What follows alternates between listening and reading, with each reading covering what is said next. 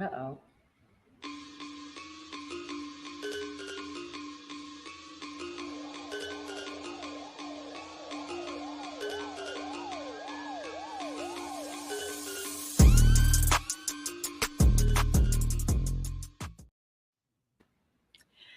Well, hello, Miss Hope. How are you tonight? Hey, baby. How you doing? How's everything? I think we're having a little bit of technical difficulties, and I'm sure JC and Iggy are working on it, and we will be having Zach hopping in no time.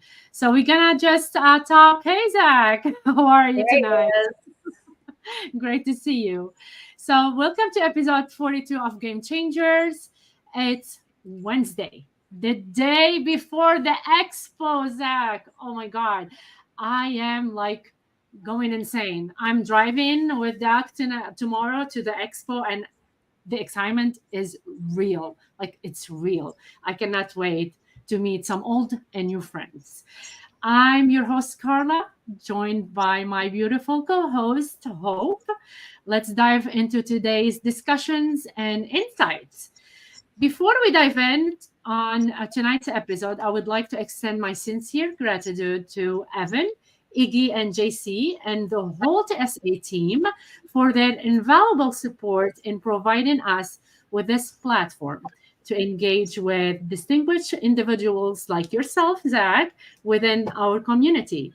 We invite you to join us as we explore the lives and stories of our guests, uncovering their personal insights, experiences in fantasy football, and much, much more. The Game Changers is not your ordinary podcast. It has fostered and cherished into a cherished community. And we are honored to share this journey with all of you here with us this evening. Hope, anything you want to add tonight? Hey. Hey, Zach. So happy to have you. I hope you had a good day. My day was a little messy with my old dog, but all's good now. It's like Christmas Eve. I know you're not going. I wish you were going. I thought you were going, but we're all feeling the love and the excitement. No one's could probably slept. I didn't sleep. But how you doing? How's everything?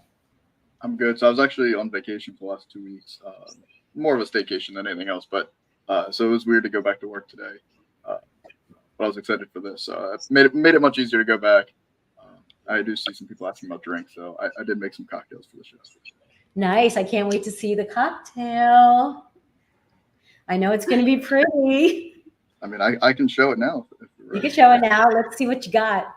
All right. So You I want to gave have you a guys two sneak choices peek to pick on from. picture on Twitter. Yeah. I sent them And so the I picture. decided to make them both. So the Okay. first one is a Garden Delight, and I had to put in Oh, the logo in there. Ah, that is a major game changer sports affiliation drink. Yeah. yes, So with this the is bolt. yeah. So, Basically, it's just gin and Midori, which is a melon liqueur. That's what gives it the color. So a nice, refreshing drink. Top it off with a little club soda. Um, the cucumber's more for show, not really adding much flavor there. The other one, this one, you got to be careful with this one. This is the Tokyo Sunset. This is Okay. basically a Long Island iced tea, but instead of Coke, you have Midori. It's got every liquor you can think of. oh, Fantasy Cares. Yeah, got to promote Fantasy Cares. But yes, There's a that lot. one will definitely get you drunk pretty quick. Nice.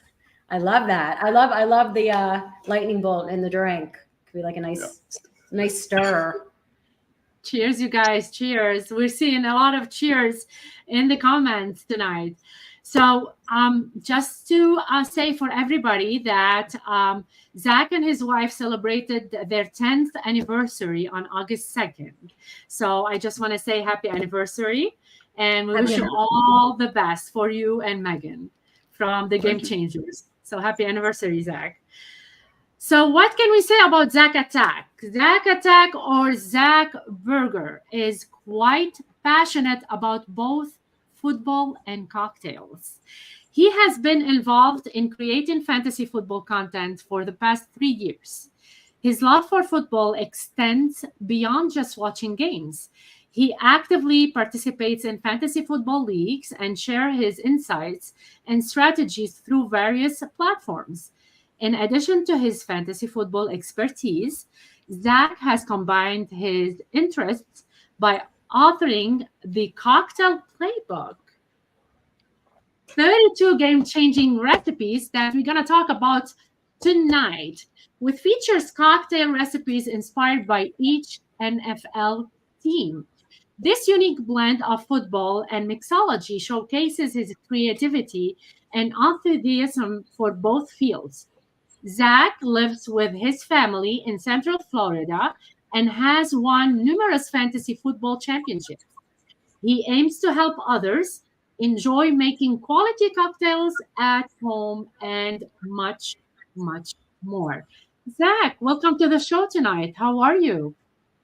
I'm great. I appreciate that intro.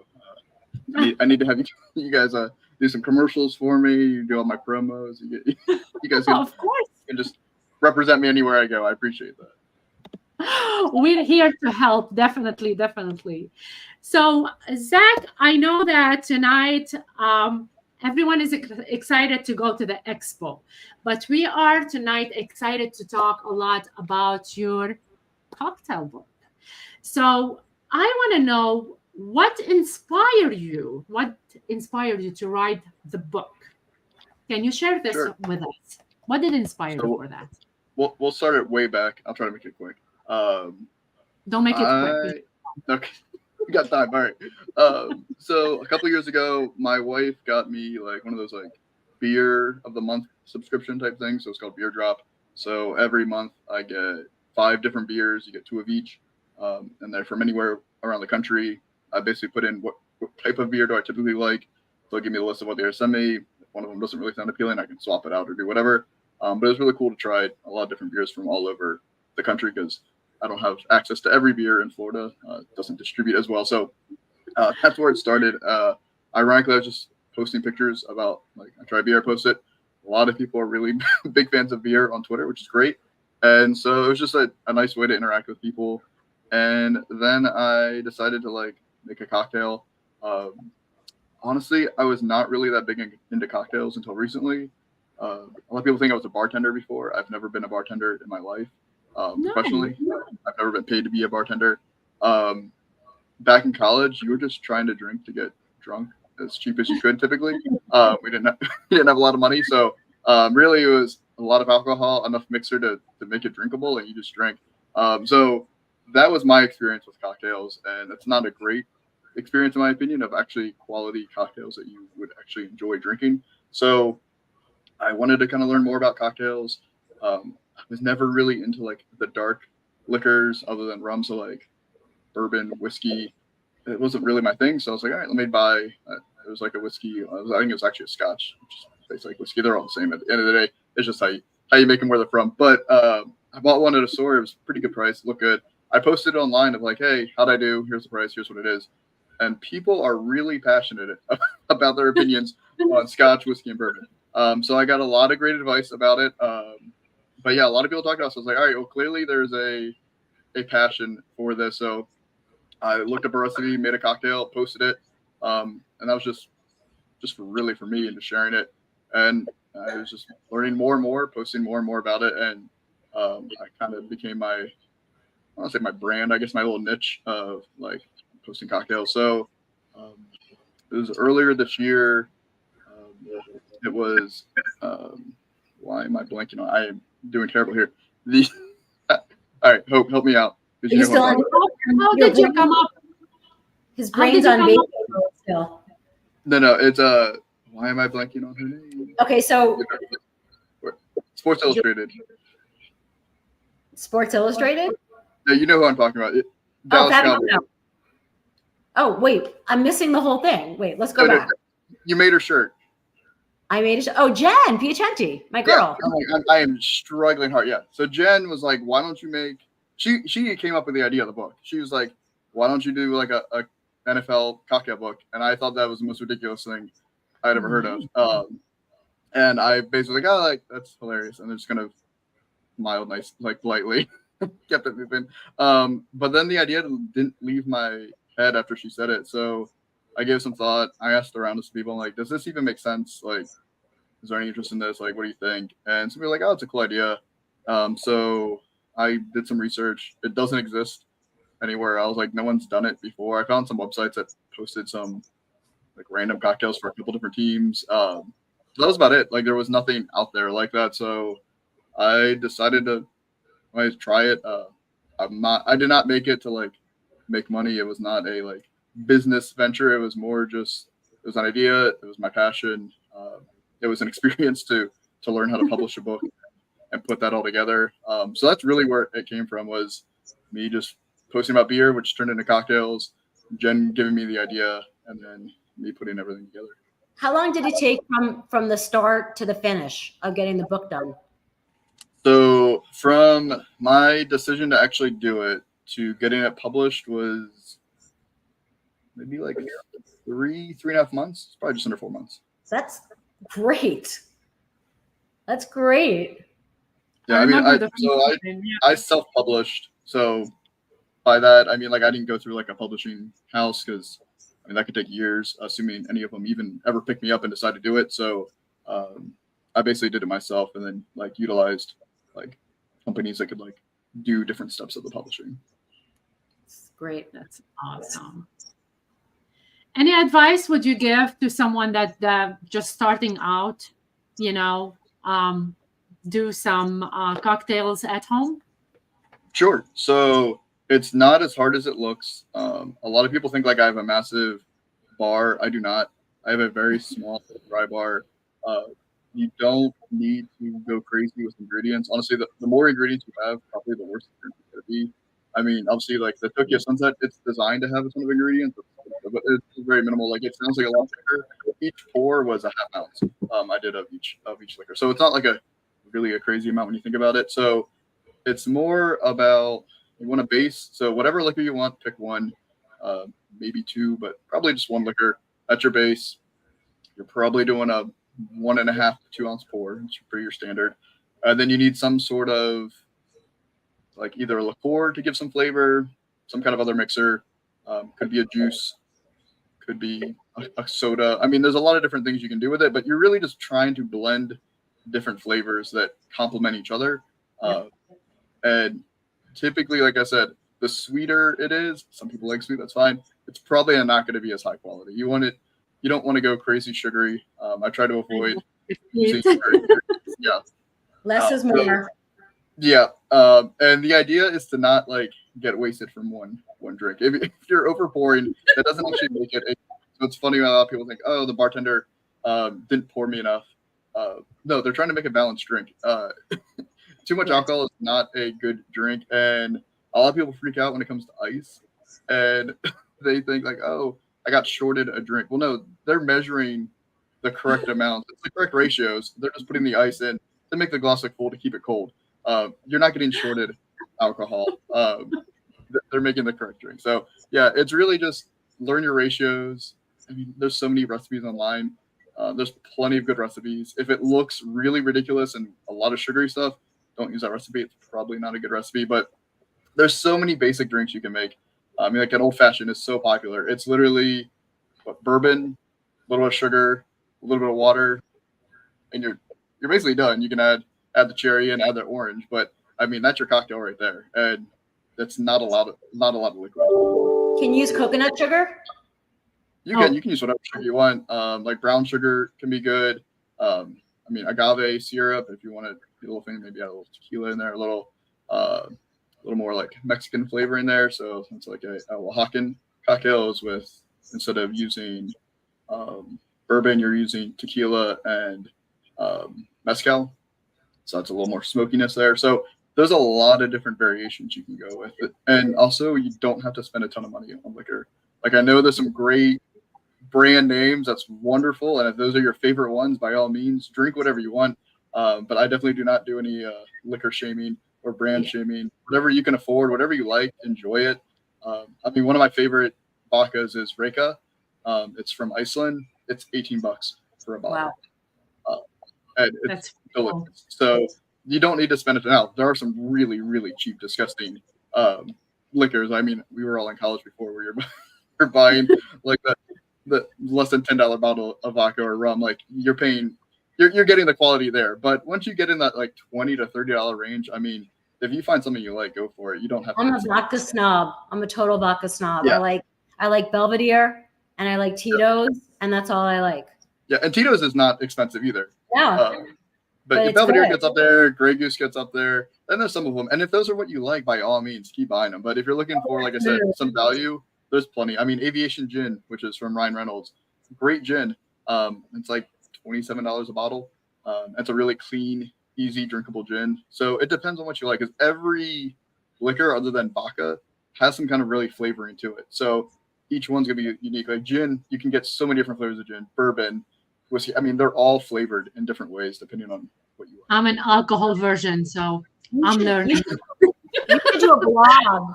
You should do a blog explaining to people that you could buy less expensive, how to do what you do. You should definitely like have a blog. People would follow that and not have to spend all the money like I do buying. Think about it. Yeah. That would be great. That would be great. I'm gonna take just a small minute to say thank you for our first sponsor. So I'm gonna say thank you to our Better Vision. So ready to elevate your sports betting? Check out bettervision.us. Whether you are a pro or a beginner, bettervision.us offers expert insights, real-time data, and winning strategies. Access the latest odds and exclusive tips all in one place. Visit bettervision.us today and start winning big. Okay, Zach, going back to the book. I don't know. Do you watch what's the Seinfeld? Do you watch Seinfeld? Mm-hmm. Yep. Did you watch the one of their stuff with Kramer, and he was talking about the book that he wants to do, the coffee table book? Yep. Are you gonna plan to do something like that with your book? No. So I mean, do you wanna share that story about Kramer? What he was saying about the book? Yeah. So he created a coffee table book that was also turns into a coffee table. So if you didn't have a coffee table, the book became one. So it definitely crossed my mind in the sense of it is a coffee table book is the way I designed it, where you could sit it out on like your dry bar, your bar, if you want to display it somewhere. So that's, I would recommend if you're doing that, get the hardcover copy, which is like what you have.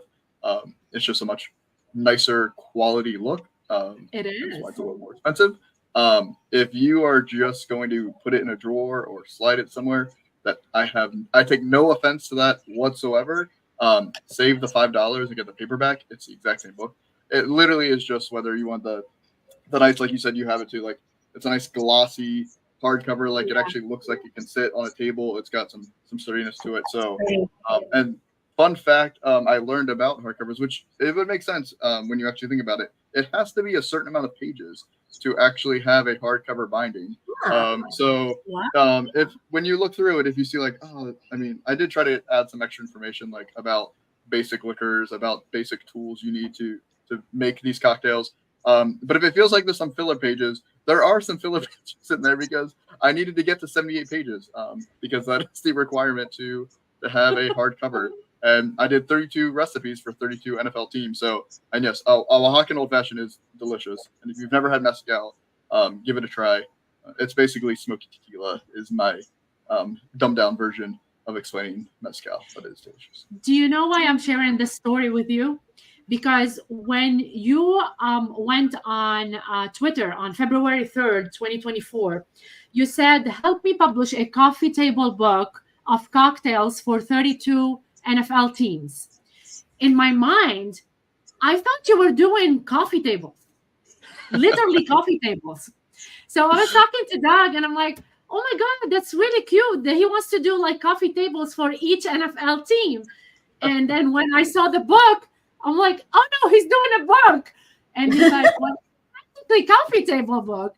So I'm going to tell you something. Ask him about Seinfeld. And he did a coffee table book for the coffee table. So That's that's so great. why you should do that. You should do coffee tables for each one of the NFL teams. Exactly. I, That's I cannot imagine how hard that would be, but I It do would not be have hard, that ingenuity. I but mean, to I'd make buy an actual one. coffee table, yeah. I'd buy a little Dolphins side table for right now. I would totally buy it. I mean, Everyone, if I had the expertise, yeah, I do not have that handyman expertise. I maybe do maybe very a basic picture stuff around the house. of your maybe a picture of your cocktail on it. yeah. That would be great. Why not, right? It's So definitely a thought. A lot of people ask me if I will do other sports, and I was like, well, let's get through this one first. But we'll see. I have a question. I Mhm. want to know. Great. I want to know Chalupa Batman. What is that? Yep. Have you What's seen that? the league? No, I saw. That's why I don't get it. I saw a couple of them. Like a Okay. couple. So I can tell who's watched the league and who hasn't by whether you get my handle or not. So I don't remember what season it is. I'm sorry, it's been a while. That show came out years ago. But basically, it's a group of guys and one of the wives are in a fantasy football league, and that's like the base of the show. It is way more into the show than that, but that's their base. And one of them traded the naming rights to their like next born child because his wife was pregnant for a first round pick in the draft. I saw And some. I saw some. Yeah. So the guy that won the naming rights decided to name the other guy's child Chalupa Batman.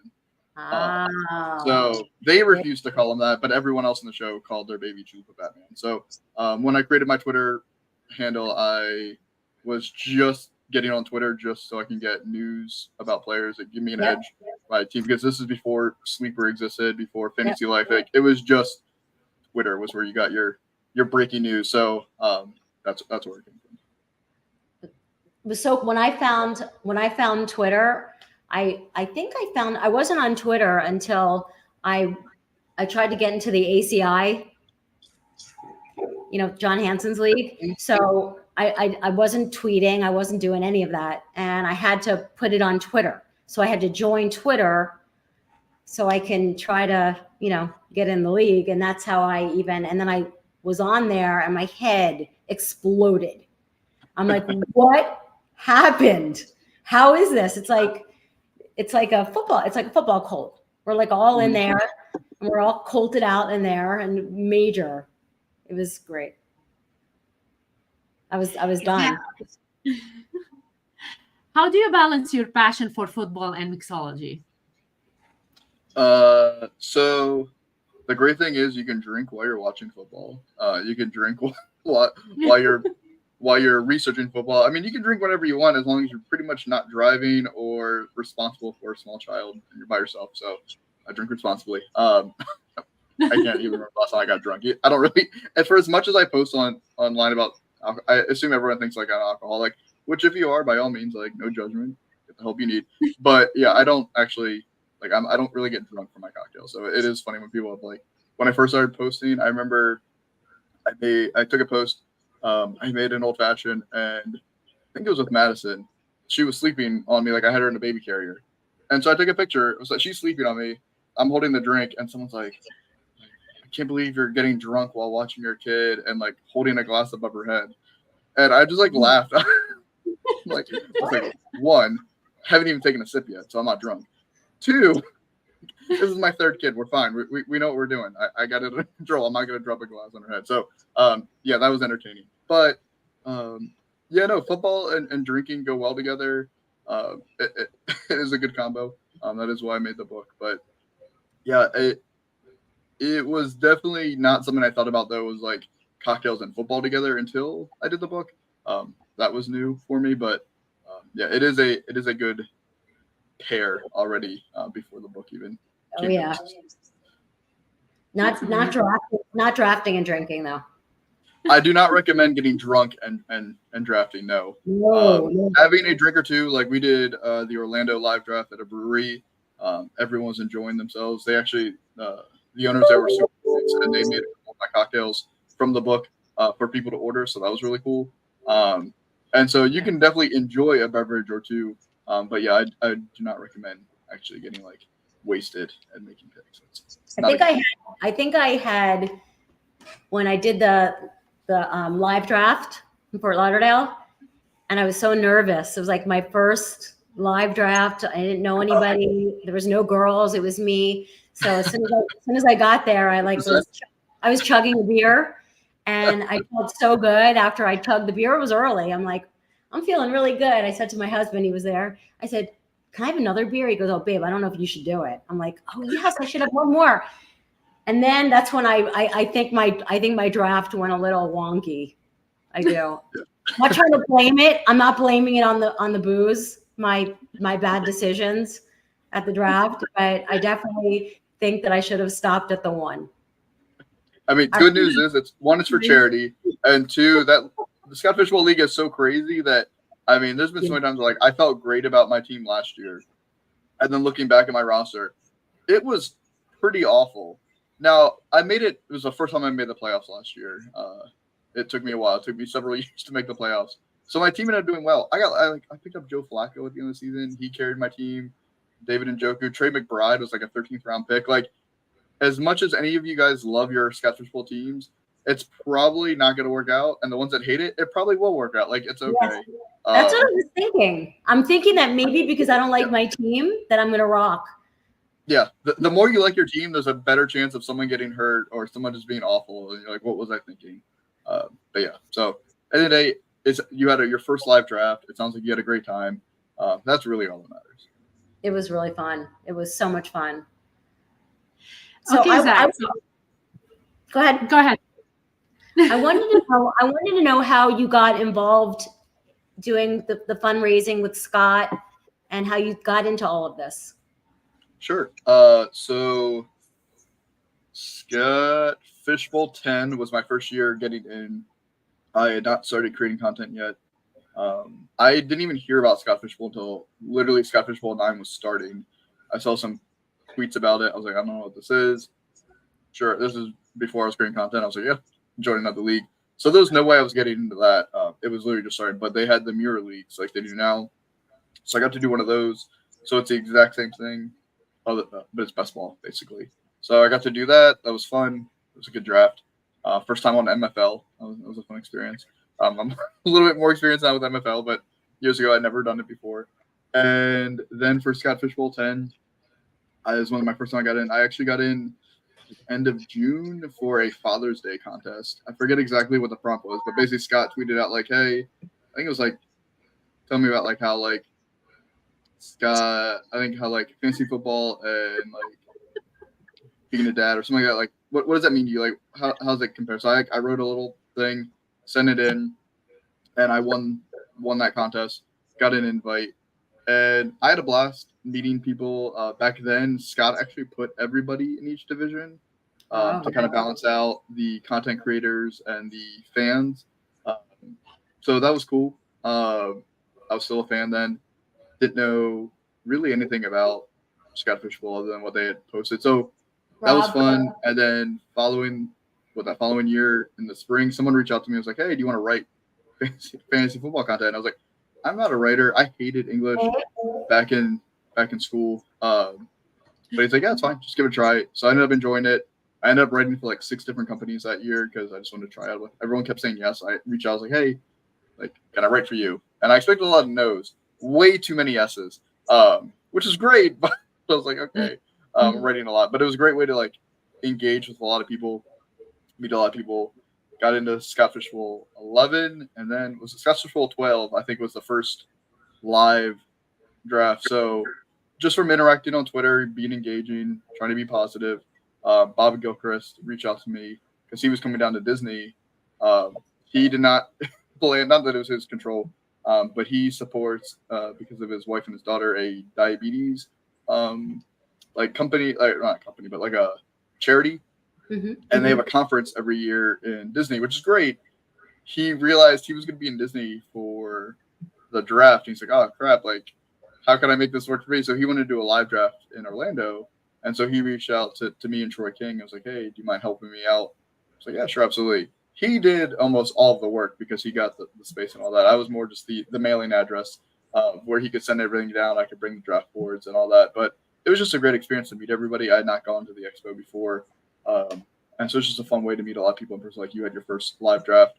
That was not my first live draft, but it was my first like live draft with the fantasy football industry, if you will. So that was a cool experience. And then the following year, they reached out to me again. It was like, hey, do you want to do another live draft in Orlando? This time I would be the main coordinator. And I was like, absolutely. So that's really all it took, was just being engaging with all the team there, being supportive. It's really no more than that. They felt like there was enough people in this area that would be interested to do a draft, and that's really what it takes. Like if you can get enough people that want to do it, that's why I recommend one, signing up for Scott Fishbowl 15. You can already do it. There's so many people that were like, I didn't get an invite. Why didn't I get in? And they're like, hey, you didn't sign up. You have to. There's no way they know you want to be in the Scott Fishbowl if you don't sign up. It's literally step one, sign up.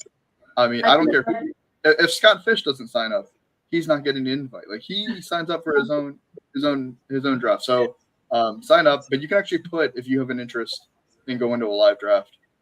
Yeah. And that's a great way to get a live draft in your area because they're not going to set up a live draft if there's not going to be enough people that want to go. The whole point of these events is to raise money for charity. So I mean, it's amazing how many international drafts they just did. I mean, we had one in Lithuania this year. So crazy. There's one in Brazil. Mexico City did it. I think it was their second time doing it. England, UK did. I think it was their second one or third maybe. We had one in Barcelona. I think it was somewhere in Spain. I think it was Barcelona. I mean, there was an insane amount just international. I know Australia wants to do one, so they're just waiting for an organizer. So like it's stuff like that where just felt interest for them, and it's the best way to get involved. Wow. So Big Bird Jet fan have some interesting stuff going on. He's asking you, would you shame him if he's drinking only woohoo? I'm a woohoo guy. Would you shame him? Woohoo's delicious. It is concerning that on the bottle it says chocolate drink. Like it doesn't say chocolate milk. It doesn't like it literally says chocolate drink, but they're delicious. What is it? Who knows? But if you enjoy it, by all means, drink it. I've never made a cocktail with Yoo-hoo, but I'm sure we can make it work. I want to know really and call it Big Bird Jet fan right now. That's for him. That's for him. I will make it happen. Big Bird Jet fan is he's on my shit list right now. He's sniping all my players. Big Bird Jet fan. Just wait for this. He's gonna I'm sure he is the biggest jerk. He's on my total. He knows he's on my shit list. And then he's asking you, Hope, if he's having a seizure or your room is getting dark by itself. Exactly. Sometimes the light will turn off by itself. I was having a total seizure. You're not having. No, he's not having a seizure. Actually, our lights go off. Remember last time our lights actually go off at 9:00. The whole house goes off at 9:00, which is nice. Zach, I have a question for you. Now that you did the cookbook playbook, the cocktail playbook, do you want to create something like a cocktail for a specific NFL player? If you do, who would it be and what would it include? Okay. I've never once considered that. So I'll be honest right from the front. Never thought about it before. I would be happy to make a cocktail for a player. Honestly, the way I do the cocktails and the way I did the research, I would love to know what is their favorite like liquor. Like I asked you all for drinks. I was like, hey, what do you guys like? You guys like everything, which is great. So that's why I was like, all right, let me do like a nice green drink to go with the branding of the team here. But ideally, I would like to know what do they like to drink, and I can build from there. Because honestly, if you give me any kind of liquor, we can make a cocktail from that. That's the first start. Because if you tell me you don't like tequila, well, then I'd be dumb to make you a tequila cocktail. You're not going to enjoy it. So the whole point is to enjoy what you're drinking. So I agree. Yeah, if any player, if we can figure out what any of them like, I mean, even if we don't, we can make something. But that's where I like to start is what kind of liquor do you like, and we can start from there. All right, we got to ask Tyreek Hill. We have to tweet out. Someone tweet out to Tyreek Hill. Let's get I don't this. think Tyreek Hill needs to drink anymore. I think he's good. You think? I think he's Yeah, putting room. Think he's putting room in some drinks. I think I'm not saying that. I'm just saying that he probably wants to be as sober as possible to make the best decisions for the rest of his future as he can. Maybe, or there's another child right now being born. Hey, he just got a raise. So I mean, So we Big appreciate Bird it. Jet fan is asking, what's the worst drink you've ever made? I can't think of like one off the top of my head, but if you don't get the right ratios, to me, that's when it doesn't taste good. So like I said earlier, like if it's too sweet, for my personal taste, like I just don't like sweet cocktails. So I mean, there's been times where I have a recipe and I'm like, okay, let's do this. It looks great. That's wonderful. And especially like grenadine. Usually if I add grenadine, like it's got to be really subtle or it comes out way too sweet. So yeah, but in the day, it's still alcohol. It's still a cocktail. So I mean, I've never made anything that like wasn't like I couldn't finish it. But there's definitely some I've enjoyed more than others. But typically, if I do too much grenadine, that's usually what ruins it for me. So I try to avoid making it overly sweet. We're gonna have a small stuff for our second sponsor. I'm gonna read from for drafters.com. So this is our second sponsor, you guys. Ready to dominate your fantasy sports league? Check out drafters.com. Whether you're an experienced or just starting, it's the ultimate platform for fantasy sports. Drafters.com offers live draft, daily contests, season-long football bets, and a lively community of sports fans. Draft your dream team, compete for cash, and enjoy a user-friendly experience. Don't wait. Visit drafters.com today and elevate your fantasy sports game. Join the action and start winning. You can use our TSA code, TSA BETS. Use the TSA code, TSA BETS. When you use our TSA promo code on your initial deposit, Drafters will match up to $100. So, deposit now. We got football coming. This weekend. So excited. Guess who's going to play? Jaden Daniels is going to play. Is he really going to play? Yeah, he's going to play. Get to see him. Get like one drive. Yeah. No, he's playing. I think he's going to play. I think he's playing the whole game. It only takes one tackle. Like, pull him out. We've seen enough. Don't get him hurt. No, I know. I want them. It's like such a tease when they get out there. And we haven't seen football in all these months, and we're like drinking and ready, and then they one play, bye, run. No. Yeah, I mean, I appreciate the product the NFL puts out, but they've definitely, I don't want to say ruined the preseason because was it ever great? But the way that everything's been set up, it's really their practices, especially when they do like their team practices where they practice against the other team who they're going to play against. Like, that's really where they're actually trying stuff out. They don't do anything in preseason anymore. They don't want to get hurt. And I get it. I mean, look how many injuries we're dealing with during practice. So it's really just who's going to make the roster. That's great for those guys to get their opportunities. But yeah, from a fantasy football standpoint, I really do not watch any preseason action. I do. No? I do. I do too. There's nothing against preseason by any means, but from a fantasy football standpoint, I'm not really taking anything away from what happens there, other than injuries. That's really, hopefully, there's none. But that's really all I'm taking away from it. So I was checking out your most drafted guys this season, and you definitely have some of my guys on there. Deontay Bay, who's everyone knows. So when I go into drafts, they try to steal him from me. And so I have to go like around early to get him. And then Rico Dowdle. Every time I hear that name, I go crazy when I hear Rico Dowdle. One of my guys too. Thinking who else did he know? I mean, I can answer Bear Van Beat real quick. So I would love to autograph your book. However, I don't actually mail out your books. They're all through Amazon.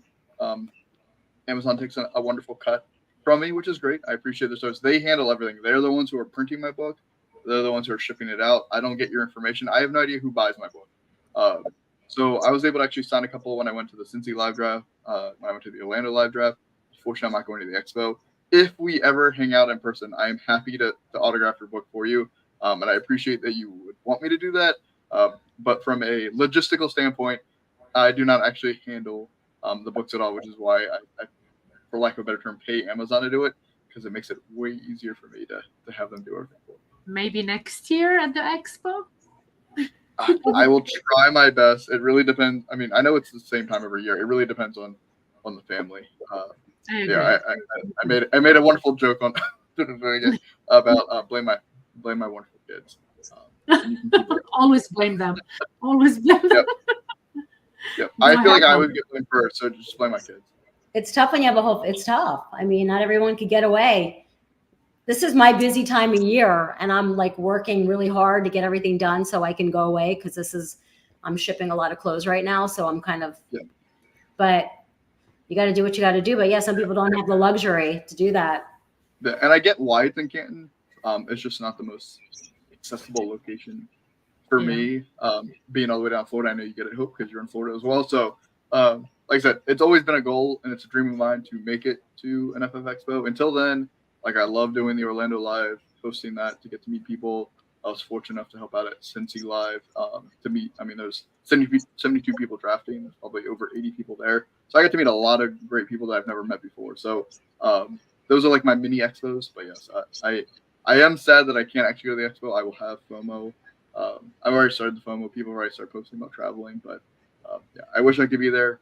I will unfortunately not be there. We wish you could be there. Oh, I thought you were going. I was sad. Everyone thinks I'm going every year.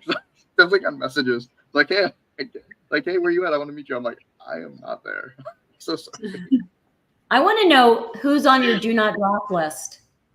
Do not draft list. So I don't really have a do not draft list.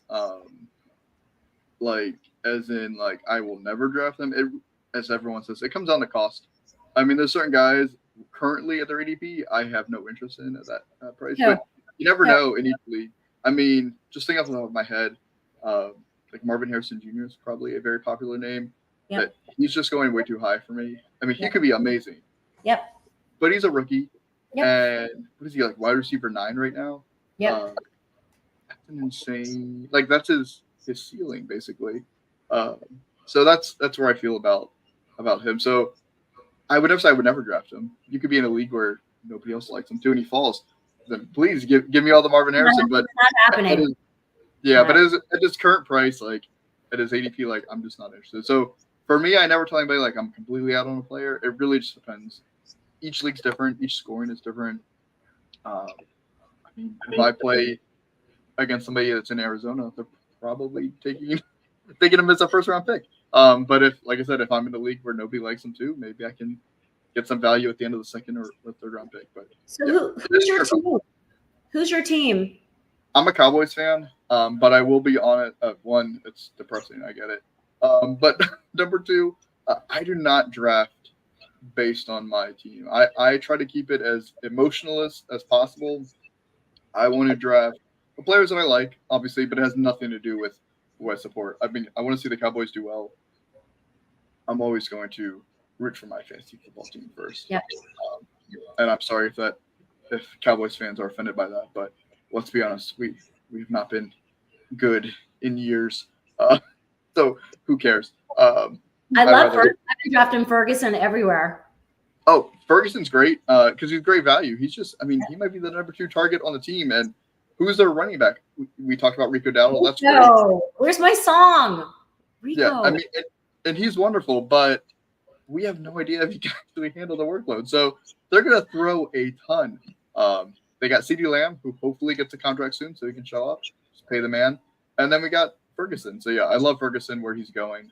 But, yeah, for me, it really comes down to my perceived value of the player when I draft him. And obviously, I like some players more than other people like them, and I'll take them a little earlier. Brandon Cooks also. Yeah, Brandon Cooks, he's sneaky. You can get him late. But yeah, I definitely do not draft based on me being a fan of the Cowboys. I just draft on who I think is the best player available. I don't draft either like that. I mean, you can't. I mean, I live in Miami. I've been here in Florida pretty much my whole life. I moved here when I was 10 from Philadelphia. So I have Eagles, like I have an Eagles thing. And I also, for work, I've been going to New York since I was like 21 years old, a couple times a year. And all my best friends were Giants fans.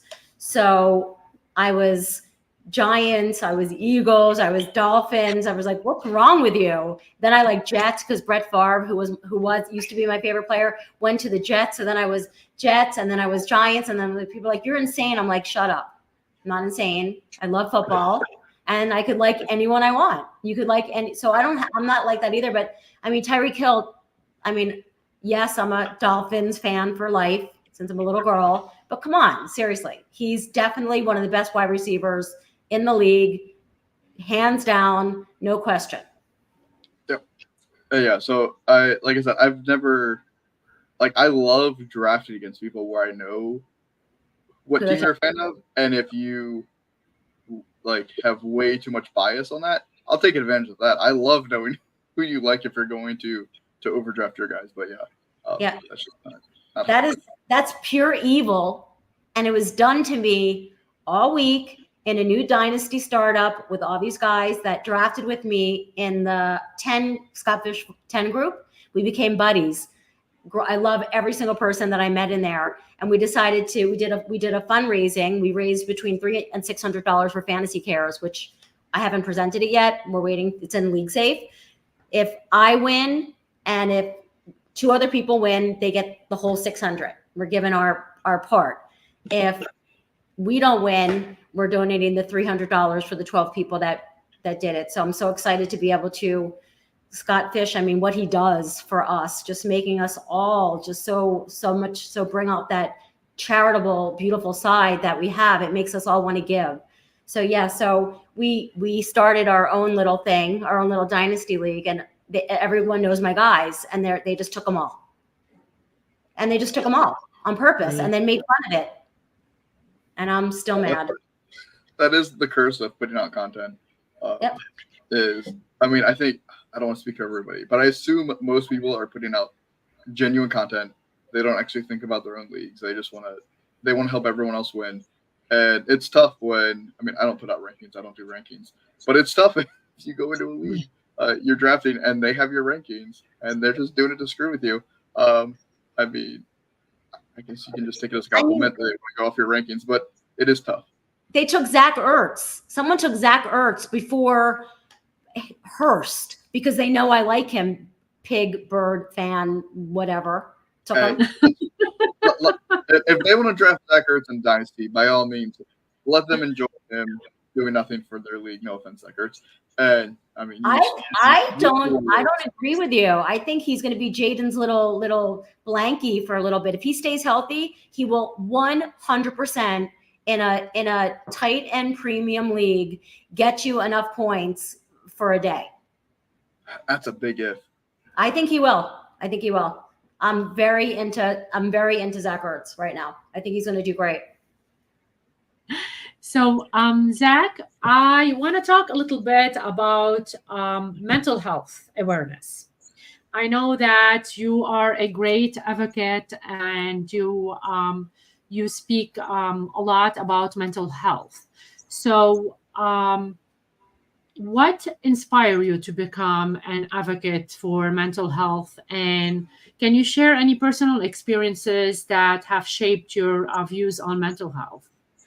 Sure. So I would say I was that stereotypical male of not talking about your feelings, not talking about emotions, not sharing all that.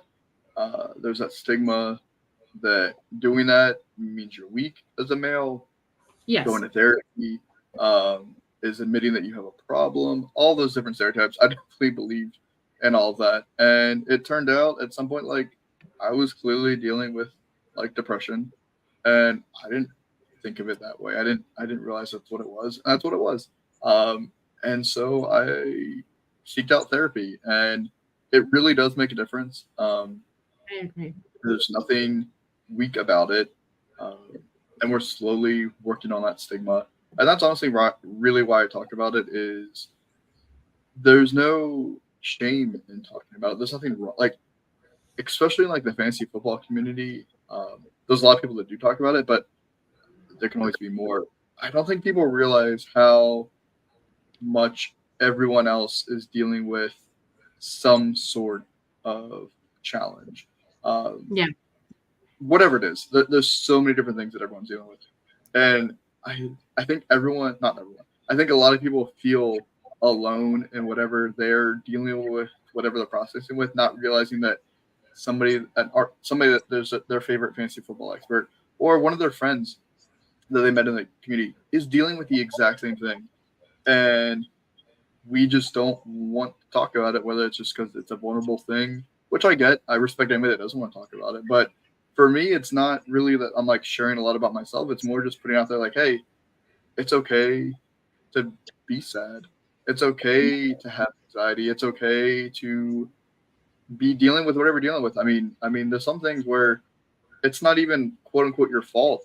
It could just be a chemical imbalance in your brain, and all you need is the proper medication at the right dosage to make a difference. And I'm not saying that everyone needs to be on medication, and that doesn't work for everybody, but there's a lot of different possible solutions for you. And I would rather be the one that shares my experience that hopefully, like, even if it one person then takes that from that and it's like, hey, let me give it a try. It could help. And I mean, I posted about today to give therapy a try. It's not for everybody. You can give it a try. I mean, like my company, we have EAP, Employee Assistance Program, where they pay for like 10 sessions for every issue you're dealing with. So it doesn't cost me anything to give it a try. And you might find therapists that just doesn't work for you. I mean, it is a relationship in the sense of like you have to find the person that has the expertise and the knowledge to be able to help you with whatever you're dealing with and that you feel comfortable sharing with. And it might not be right the first try, but you can try different therapists. And so, yeah, that's really where it came down to, is just that I feel like if we talk about it more, it'll be more normalized and not be such a stigma of, oh, you go to therapy, like you're crazy. Having any sort of mental health illness doesn't make you crazy.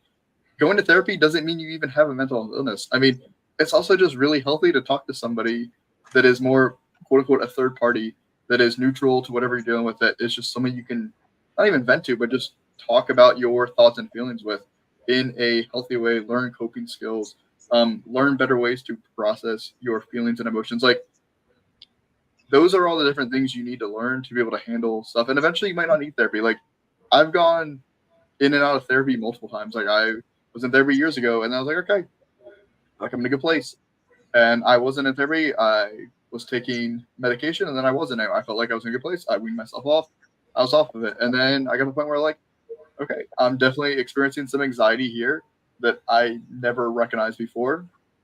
Went back into therapy, got more medication, and worked through that. And there will probably be a point where I probably don't need to be on it anymore, but then it might come up again later. Like, there's so much going on with so many people, and especially in the world we're in now, where it's very divisive, it's very negative, for a lot of reasons, and it is what it is.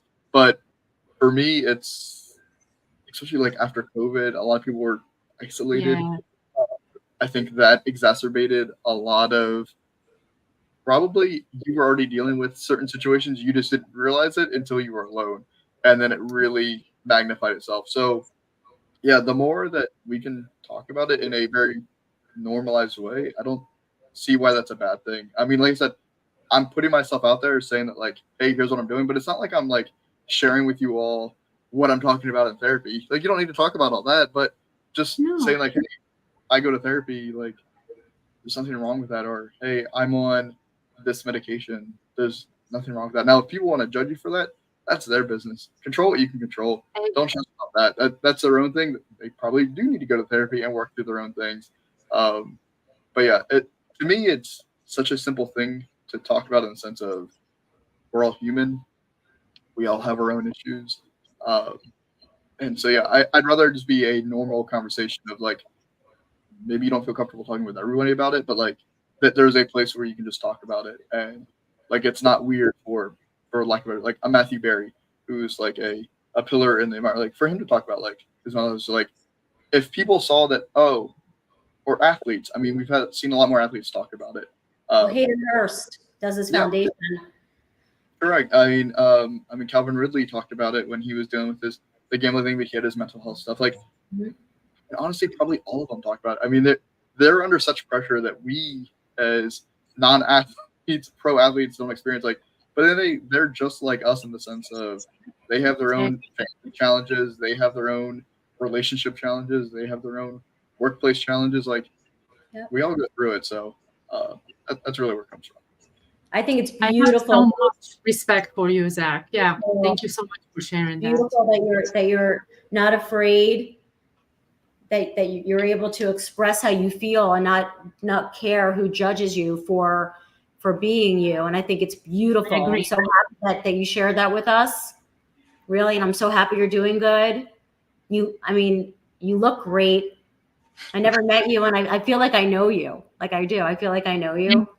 Your story can help a lot of people, and sharing that will help.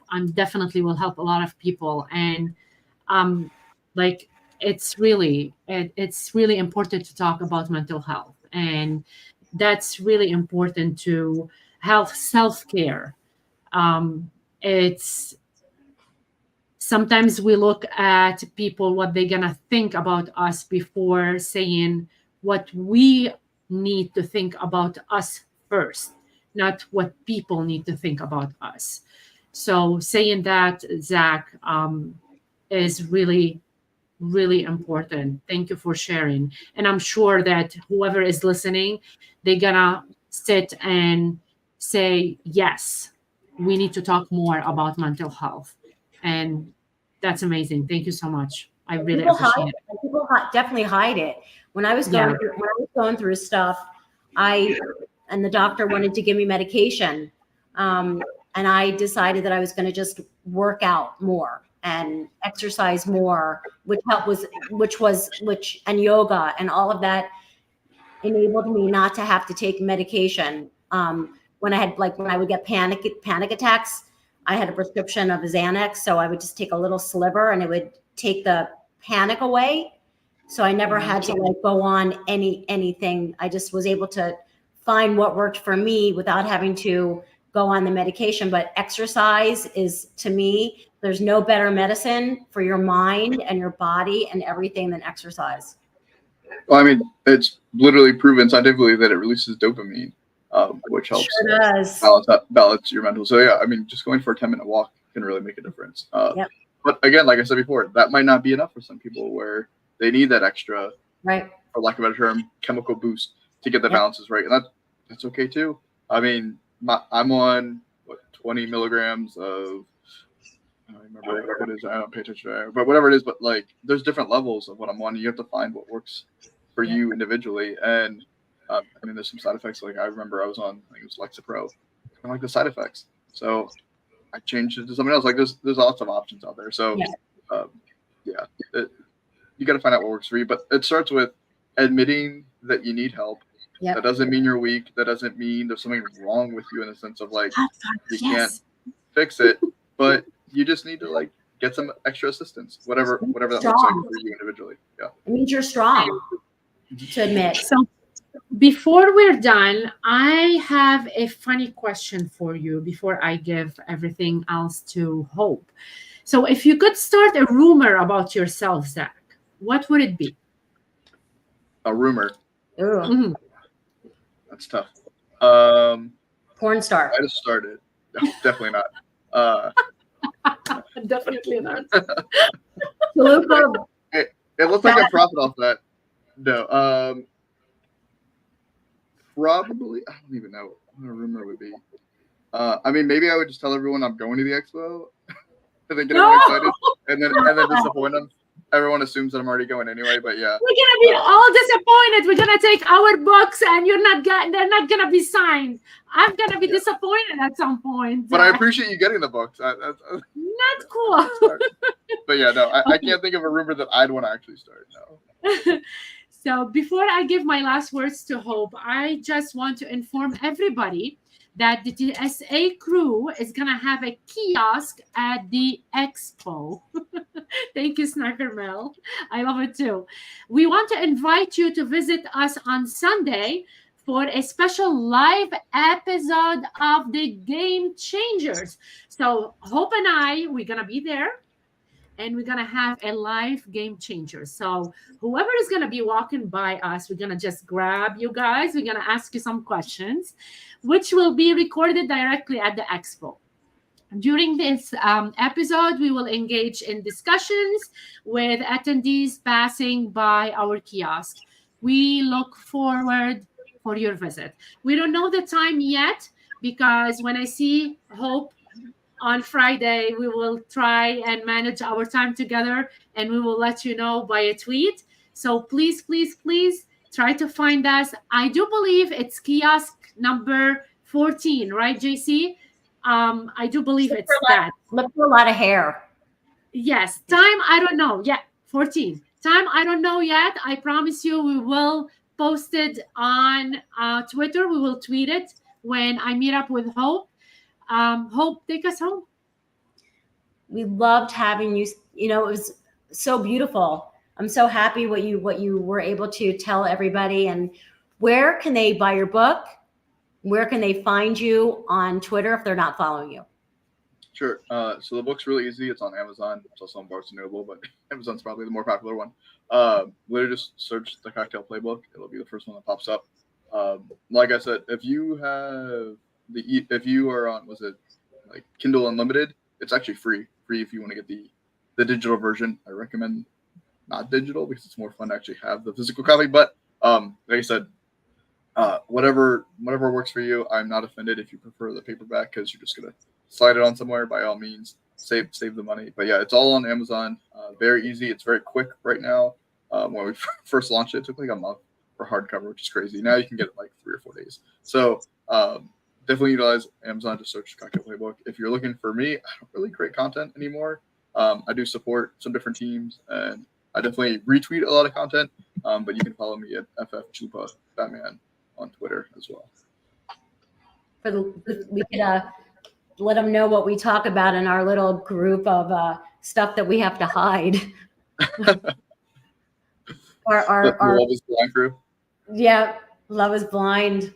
Oh, no shame in that. I have no problem talking about it. I've tweeted about Love is Blind. That's just a group of people from the fantasy industry that admitted to wanting to be a part of the group. But yeah, I mean, hey, anybody likes Love is Blind out there, or any of that other trash reality TV, by all means, let us know. I have another group that's just for the challenge as well. I mean, we have a little league about to start up. It's just a fun basketball league. But yeah, I definitely enjoy some trash reality TV when I'm not watching football. So yeah, by all means, happy to add anybody to those groups. It is not an exclusive club. It's for anybody else that enjoys it. You were so much fun tonight. I just enjoyed so much. I could keep talking to you. Thank you so much for coming on. I appreciate you guys inviting me on. Zach, we want to thank you so much for being with us tonight. We would like to express yet again our sincere thanks to the sports affiliation for providing us with an exceptional platform to share our authentic stories and experiences. We invite you to join us for our next episode, which is it's going to be on next Wednesday, August, not June or July, like I said last week. It's August 14, the day before. It's not anymore the day before the the expo start. It's more after the expo. So where we are, we're gonna be welcoming Miss Bethany Peters. If you don't know Miss Bethany Peters, she is really a special guest, and we're gonna talk about her charitable heart and journey through fantasy football. She's really amazing. A special acknowledgement to Iggy and JC for helping us tonight. They took care of the show. They are really amazing, and they're always behind the scene, and they're always trying to make us look really great. So thank you, Iggy and JC, for both being behind the scene tonight. Don't forget to click follow, you guys. Click follow and the like button. We cannot wait to see you next week. Good night. I cannot wait to see you. Hope. Thanks, everybody. Oh, I can't wait to hug you. To see everybody. We love you all. Have a great night. Thanks for I will coming. be driving tomorrow. Bye. Thank you, Zach. Bye.